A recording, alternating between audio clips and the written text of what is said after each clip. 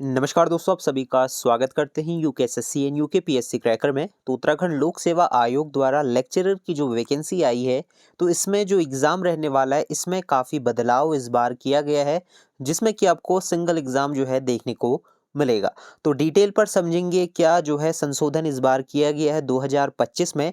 तो ये जो है आपकी उत्तराखंड लोक सेवा आयोग द्वारा प्रवक्ता लेक्चरर की ये वैकेंसी रही थी। तो यहाँ पे जो है कुल पदों की संख्या किस तरीके से रही थी, वो एक बार देख लेते हैं। तो 613 पदों पर ये नोटिफिकेशन जो है निकला था। अगर आप भविष्य में लेक्चरर की वैकेंसी की तैयारी करना चाहते हैं या फिर अभी आपने फॉर्म भरा है, तो वीडियो को एंड तक ज़रूर देखें, जिसमें कि हम बात करेंगे क्या क्वालिफिकेशन जो है लेक्चरर की वैकेंसी के लिए रहती है, और अगर आपने फॉर्म फिलअप कर रखा है तो क्या चेंजेस इस बार हुए हैं, सिलेबस किस तरीके का इस बार आपको देखने को मिलेगा 2025 लेक्चरर वैकेंसी में। तो यहाँ पे जो है पदों का आप विवरण देख सकते हैं, कौन कौन से सब्जेक्ट आपको मिलेंगे। यहाँ पे Hindi, Angrezi, Sanskrit, physics, chemistry, maths, botany, zoology, हर एक विषय आपको यहाँ पे कुछ इस तरीके से सीटें देखने को मिलेगी। तो हर एक वर्ग में आपको सीटें देखने को मिलेगी।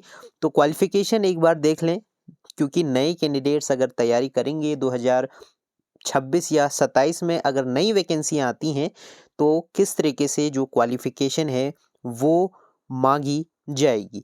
तो यहाँ पे एक बार पे स्केल आप लोग देख लें, प्रवक्ता का जो पे स्केल है वो किस तरीके से रहेगा। तो लेवल 8 की वैकेंसी है, स्टार्टिंग सैलरी आपकी 47,000 रहेगी और मैक्सिमम 1.5 लाख तक आपको जो है सैलरी देखने को मिलेगी। ये जो वैकेंसी है परमानेंट बेसिस पर रहेगी। इसमें जो मिनिमम एज है 21 होनी चाहिए, मैक्सिमम 42 वर्ष तक आपकी एज होनी चाहिए फॉर्म भरने के लिए। जनरल के लिए अगर आप ओबीसी हैं, एससी एसटी हैं, तो 5 साल का जो है इसमें रिलैक्सेशन अलग से मिलता है। तो ये जो विभाग रहता है माध्यमिक शिक्षा विभाग के अंतर्गत जो है ये वैकेंसी रहेगी लेक्चरर की, प्रवक्ता की। तो ये आपने देख ली किस तरीके से एलिजिबिलिटी कंडीशंस आपकी होनी चाहिए। अब हम बात कर लेते हैं कि क्या क्या आपके पास योग्यता होनी चाहिए आपकी प्रवक्ता बनने के लिए, लेक्चरर बनने के लिए। तो यहाँ पे आपको सब्जेक्ट दिखेंगे, जिस भी सब्जेक्ट से आप करना चाहते हैं। तो सबसे पहले तो आपका पोस्ट ग्रेजुएशन होना चाहिए उस सब्जेक्ट में। इसके साथ ही आपका जो है बीएड होना चाहिए या फिर आपका एलटी डिप्लोमा जो है होना चाहिए। तो दोनों में से एक चीज़ हो सकता है, या तो आपका बीएड या फिर एलटी डिप्लोमा। तो सभी में सिमिलर क्वालिफिकेशन आपको देखने को मिलेगी। जैसे बात करें जीव विज्ञान में, तो आपका पोस्ट ग्रेजुएशन जीव विज्ञान में होना चाहिए, बॉटनी या फिर जूलॉजी में, साथ में आपने बीएड किया होना चाहिए, या फिर आपने डिप्लोमा एलटी से किया होना चाहिए। सेम हिंदी में भी कुछ इस तरीके से रहेगा, तो आप पढ़ सकते हैं वीडियो को पॉज करके, और सभी विषयों का आपको देखने को मिलेगा। इसके साथ ही अगर आपने कला करा है तो इसमें जो है कुछ क्वालिफिकेशन चेंज हुई है, वो हम वीडियो के आगे देखेंगे। क्या क्वालिफिकेशन जो है आपकी कला के लिए चेंज हुई है उसको आप आगे देखें। तो यहाँ पे आप देख सकते हैं हर एक विषय का जो क्वालिफिकेशन है कुछ इस तरीके से रहेगी। तो आप वीडियो पॉज करके अच्छे से समझ के पढ़ सकते हैं कि क्या क्या जो हो क्वालिफिकेशन मांगी गई है। एज मैंने आपको बता दी मिनिमम 21-42 तक होनी चाहिए। तो अभी तो ये फॉर्म निकल चुके हैं, लेकिन भविष्य में जब वैकेंसी आएगी तो किस तरीके से आपको तैयारी करनी चाहिए वो आप लोग देख लें। और एज में जो छूट मिलेगी वो 5 साल की आपको देखने को मिलने वाली है। तो ये हो गई बात। अब हम जो सबसे इम्पोर्टेंट मुद्दे पर बात करने जा रहे हैं कि जो सिलेबस है उसमें जो है इस बार चेंजेस कर दिए गए हैं। क्योंकि इससे पहले क्या होता था, 2 एग्ज़ाम होते थे। पहला एग्ज़ाम जो रहता था वो स्क्रीनिंग का रहता था। जब आप स्क्रीनिंग एग्ज़ाम पास कर लेंगे उसके बाद आपका जो मुख्य परीक्षा रहती थी। तो ये जो स्क्रीनिंग एग्ज़ाम है इसको जो है अब हटा दिया गया है 2025 में।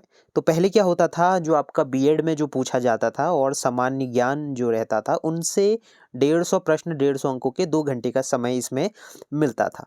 तो ये चीज़ होती थी, लेकिन अब इसको बिल्कुल हटा दिया गया है, तो आपको इसको पढ़ने की ज़रूरत नहीं है।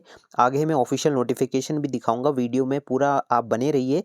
अब जो आपको पढ़ना है सिर्फ सब्जेक्टिव पढ़ना है, जो आपका विषय है उसी से पढ़ना है। सपोज आपका फिजिक्स है, केमिस्ट्री है, बायोलॉजी है, मैथ्स है, तो वही सब्जेक्ट आपको पढ़ना है, जिसमें कि 200 अंक आपके रहेंगे। 200 प्रश्न पूछा जाएगा, मतलब 1 अंक का एक प्रश्न का 1 अंक मिलेगा और 3 घंटे का समय मिलेगा। और जो ये प्रश्न रहेंगे एमसीक्यू बेस्ड रहेंगे, मल्टीपल चॉइस क्वेश्चन और हिंदी इंग्लिश दोनों में आते हैं। इसके साथ ही नेगेटिव मार्किंग भी आपको देखने को मिलने वाली है। तो ये जो है सब्जेक्ट की जो है लिस्ट आप देख सकते हैं, इन इन सब्जेक्टों में जो है आपका एग्ज़ाम रहेगा। 16 सब्जेक्ट हैं और इसका जो सिलेबस है वो एक बार देख लें, क्योंकि स्क्रीनिंग एग्ज़ाम हट चुका है तो वो आपको देखना नहीं है। सिर्फ आपको जो सब्जेक्टिव एग्ज़ाम है वही जो है आपको वहाँ पे ही फोकस करना होगा। तो यहाँ पे एक बार हम देख लेते हैं क्या-क्या चीज़ें इसमें पूछी जाएँगी। सबसे पहले आपका जो है हिंदी साहित्य का जो है टॉपिक रहेगा। तो इसमें 200 प्रश्नों से जो है प्रश्न बनेंगे, 200 प्रश्न। तो आपको देख लेना है अपने सब्जेक्ट का, जो भी आपका सब्जेक्ट रहा था, मैं एक-एक करके हर एक सब्जेक्ट का आपको वीडियो मतलब प्रोवाइड कराऊँगा। तो आप वीडियो को पॉज़ करके या फिर स्क्रीनशॉट ले सकते हैं। तो ये जो टॉपिक आप देख रहे हैं हिंदी लेक्चरर के लिए रहेगा, 200 प्रश्न आपके इसमें पूछे जाएँगे। तो यहाँ पे आप देख सकते हैं जो है इतिहास रहेगा हिंदी का, साहित्य का। इसके साथ ही आगे अगर हम देखें तो ये है आपका नेक्स्ट पार्ट। तो यहाँ पे आप यूनिट देख सकते हैं क्या-क्या चीज़ें जो है इसमें रहेंगी। तो 11th 12th और जो ग्रेजुएशन, पोस्ट ग्रेजुएशन तक लेवल तक के क्वेश्चंस आपको इसमें देखने को मिलने वाले हैं। ठीक है, तो ये है आपका हिंदी का। तो यहाँ तक आपको मिलेगा। इसके साथ ही ये थोड़ा इम्पोर्टेंट रहता है, काफ़ी लोग इस पर फोकस नहीं करते, क्योंकि उत्तराखंड के साहित्य, संस्कृति और सामान्य परिचय ये जो हैं प्रश्न पूछे जाते हैं। अब प्रश्न कैसे बनेंगे? जो प्रमुख गायक हैं, जो पुस्तकें लिखते हैं, ऑथर हैं, उनके नाम जो हैं पूछे जाते हैं, तो उनको ज़रूर आप पढ़ें। कवियों के बारे में अब आजकल थोड़ा जो है कुमाऊनी और गढ़वाली के मुहावरे वगैरह भी आते हैं, तो वो भी थोड़ा आपको देखना पड़ेगा। इस बार ज़रूर आपको मिलेंगे पोएट्स के नाम, ऑथर के नाम, जो बुक पब्लिकेशन होती हैं उनके नाम भी आपको मिलेंगे। तो ये आपको देखना होगा। इसके बाद नेक्स्ट इंग्लिश रहेगा। तो इंग्लिश में आप देख लें क्या-क्या चीज़ें रहेंगी, पोएट्री, ऐसे, नोवेल, ड्रामा। तो ये जो है एमसीक्यू बेस्ड क्वेश्चन आपको मिलेंगे। तो इन जो टॉपिक हैं इसमें से क्या रहेगा, एक पैसेज आपको मिल जाएगा, स्टेटमेंट टाइप का मिल जाएगा, उसमें से प्रश्न बनेंगे। ठीक है, तो ये आप समझ सकते हैं कॉम्प्रिहेंसिव जो है यहाँ पे मिलेंगे।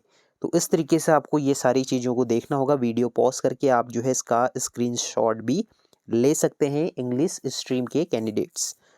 देन इसके बाद हम नेक्स्ट देखते हैं, यहाँ तक आपका रहेगा इंग्लिश का पोर्शन। देन आपका आ जाएगा संस्कृत। तो संस्कृत में वैदिक साहित्य, वेदांग, और यहाँ पे आप जो है वीडियो पॉज़ कर लें संस्कृत के कैंडिडेट्स और अपना-अपना जो है देख सकते हैं। तो आगे वीडियो में हम पूरा देखेंगे, तो आप वीडियो को स्किप मत करिएगा, थोड़ा आपके लिए इम्पोर्टेंट रहेगा जो लास्ट पार्ट हम जो डिस्कस करने जा रहे हैं। तो ये है दर्शन। इसके बाद है व्याकरण के कुछ क्वेश्चन रहेंगे, ये अगर आप संस्कृत के लिए कर रहे हैं उन्हीं के लिए ये इम्पोर्टेंट रहने वाला है। तो ये आपने देख लिया। इसके साथ ही ये है काव्य शास्त्र और अन्य। तो ये सारी चीज़ें संस्कृत के कैंडिडेट्स के लिए होगी। भौतिक शास्त्र के लिए रहेगा, तो ये है भौतिक शास्त्र, जो फिजिक्स के कैंडिडेट्स हैं उनके लिए रहेगा। तो इंग्लिश में अगर आप चाहते हैं तो ट्रांसलेट कर सकते हैं, या फिर अगर आप पीडीएफ चाहते हैं तो हमारे टेलीग्राम में इसकी पीडीएफ इंग्लिश मोड में मिल जाएगी, क्योंकि काफ़ी लोग इंग्लिश मीडियम के होंगे तो हिंदी में थोड़ी दिक्कत उनको समझने में होती है। तो ये है आपका यूनिट 3rd। इसके बाद जो है यूनिट 4th आप देख सकते हैं। इसके साथ ही यूनिट 5th, देन आपका यूनिट 6th, इसके साथ यूनिट 7th और 8th। ठीक है, तो यहाँ पे ग्रेविटी के क्वेश्चंस आपको मिलेंगे, इलेक्ट्रिसिटी के क्वेश्चंस आपको मिलेंगे, तो ये आपके सारे रहेंगे। तो वीडियो पॉज करके या फिर आप स्क्रीनशॉट ले सकते हैं, क्योंकि इतने सारे टॉपिक हम एक-एक करके डिस्कस नहीं करेंगे, तो आप वीडियो पॉज कर लें और इसका स्क्रीनशॉट ले सकते हैं। ठीक है, तो ये सारी चीज़ें आपको देखने को मिलेंगी फिजिक्स के पोर्शन में। देन इसके बाद ये रहेगा। तो काफ़ी लंबा चौड़ा सिलेबस होता है फिजिक्स का भी और केमिस्ट्री का, वो भी हम आगे डिस्कस करेंगे। तो 16 जो है इसमें यूनिट रहती है, मतलब 16 सब्जेक्ट रहेंगे, तो हर एक सब्जेक्ट कवर नहीं हो पाएगा, तो कुछ इम्पोर्टेंट सब्जेक्ट हम देखेंगे। इसके बाद आपका यूनिट 17, 18, 19, 20। ठीक है, तो ये हो गया आपका टोटल जो है फिजिक्स का पोर्शन। इसके बाद केमिस्ट्री का पोर्शन कुछ इस तरीके से आपको मिलेगा, ऑर्गेनिक, इनऑर्गेनिक, फिजिकल केमिस्ट्री। तो यहाँ पे आपको पूरा जो है देखने को मिलेगा, जो कि 11th-12th और ग्रेजुएशन लेवल तक के क्वेश्चन आपको मिलेंगे। तो ये है आपका जो है केमिस्ट्री का पोर्शन।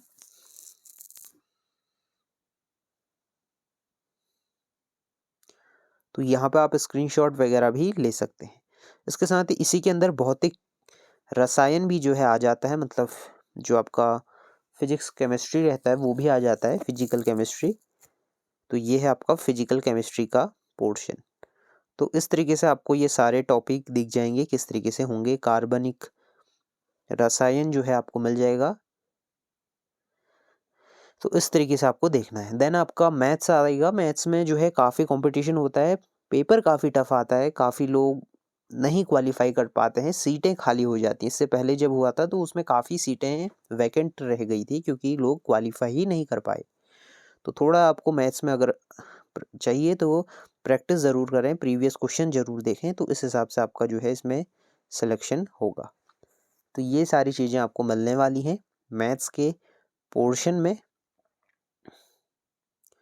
ये आपकी यूनिट 3 है। तो इसमें वेक्टर के काफ़ी क्वेश्चंस पूछे जाते हैं, ट्रिग्नोमेट्री के, वेक्टर के।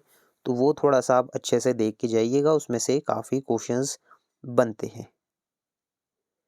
तो ये हिंदी में जो है सिलेबस है। अगर आपको इंग्लिश में चाहिए तो आप इसको या तो ट्रांसलेट कर लें, या वेबसाइट में इंग्लिश में मोड में भी अगर होगा तो मैं आपको प्रोवाइड वो करा दूंगा।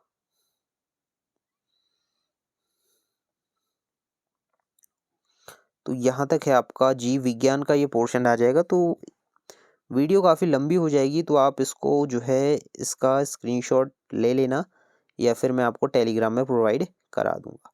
तो काफ़ी, क्योंकि इसमें चीज़ें काफ़ी हैं, मतलब जो टोटल सब्जेक्ट हैं वो है आपकी 16। तो 16 सब्जेक्ट को हम जो है डिस्कस नहीं कर पाएंगे अभी, इसका जो है फिर आपको मिलेगा।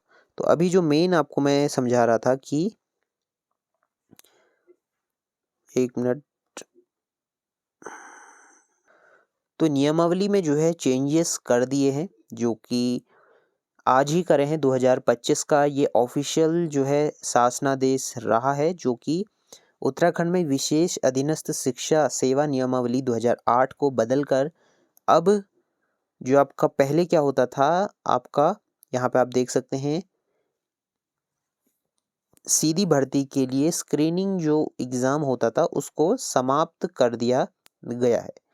अब जो है विषयवार परीक्षा आयोजित करने की व्यवस्था जो है की गई है। तो ये जो है कहा जा रहा है कि जो मैंने बताया आपको, अब सब्जेक्टिव आपको तैयारी करनी है तो उस हिसाब से आप अपनी तैयारी को करें, और अब जो है आपका स्क्रीनिंग एग्ज़ाम नहीं होगा। ठीक है, तो यहाँ पे आप देख सकते हैं क्या क्या चीज़ें इसमें रहेंगी। और आगे एक और अपडेट मैं आपको देने वाला था, जो आर्ट्स वाले थे उनकी भी जो यहाँ पे है, तो आर्ट्स वाले की जो क्वालिफ़िकेशन है उसमें कुछ चेंजेस किए गए हैं। तो यहाँ पे आप देख सकते हैं अब जो है आपके पास क्या होना चाहिए आर्ट्स में क्वालिफ़िकेशन, भारत में विधि द्वारा स्थापित किसी विश्वविद्यालय से रेखांकन और चित्रकला, drawing and painting, drawing design, कला पेंटिंग में जो है आपका वर्चुअल आर्ट में पोस्ट ग्रेजुएशन होनी चाहिए। तो एक सब्जेक्ट में होनी चाहिए, साथ में आपका बीएड होना चाहिए। ठीक है, तो बीएड भी इसमें जो है होना चाहिए। तो इंग्लिश में अगर आप पढ़ना चाहें तो इंग्लिश में आप देख सकते हैं कि आपके जो पोस्ट ग्रेजुएशन है, मेरे ख्याल से कुछ और सब्जेक्टों को इसमें ऐड ऑन कर दिया है।